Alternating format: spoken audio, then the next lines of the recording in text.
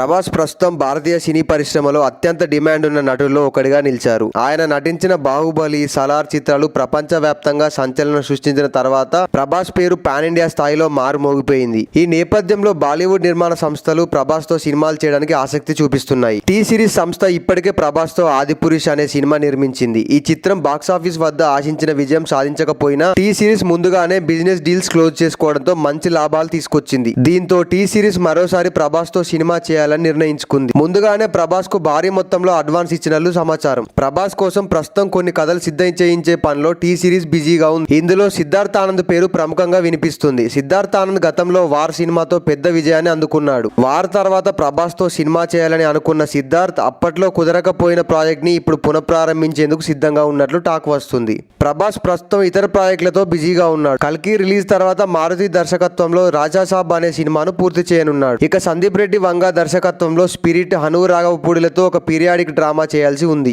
ఈ ప్రాజెక్టును పూర్తి చేయడానికి ఇంకా 2 సంవత్సరాలు పట్టే అవకాశం ఉంది. ఈ సమయంలో సిద్ధార్థ్ ఆనంద్ కూడా ప్రభాస్ తో సినిమా చేసే అవకాశం కోసం ఆగాల్సి ఉంటుంది.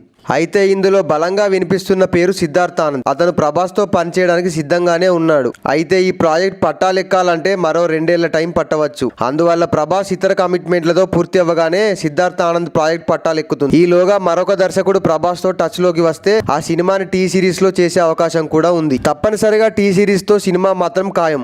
దర్శకుడు ఎవరన్నది ప్రభాస్ నిర్ణయంపై ఆధారపడి ఉంటుంది. ఏదేమైనా బాలీవుడ్ లో ప్రభాస్ క్రేజ్ తగ్గడం లేదు. అంతేగాక టీ సిరీస్ నిర్మాతలు ప్రభాస్ తో చేస్తున్న ప్రాజెక్ట్ విషయంలో ఎంతో విశ్వాసం చూపిస్తున్నారు. ఇది కేవలం ప్రభాస్ నటనపై ఉన్న విశ్వాసం మాత్రమే కాదు, అతని మార్కెట్ విలువపై కూడా ఉందని చెప్పవచ్చు. ప్రభాస్ సిద్ధార్థ్ ఆనంద్ తో కలిసి పనిచేసే అవకాశం కోసం ఎదురుచూస్తున్న ఫ్యాన్స్ కి ఈ న్యూస్ ఖచ్చితంగా ఆనందం కలిగిస్తుంది. మరి ఈ బిగ్ కాంబినేషన్ సెట్స్ పైకి ఎప్పుడు వస్తుందో చూడాలి. మరి ప్రభాస్ అన్న గురించి మీరేమనుకుంటున్నారో కామెంట్ చేయండి. అండ్ మరిన్ని అప్డేట్స్ కోసం మన ఛానల్ ఒక సబ్స్క్రైబ్ కొట్టండి.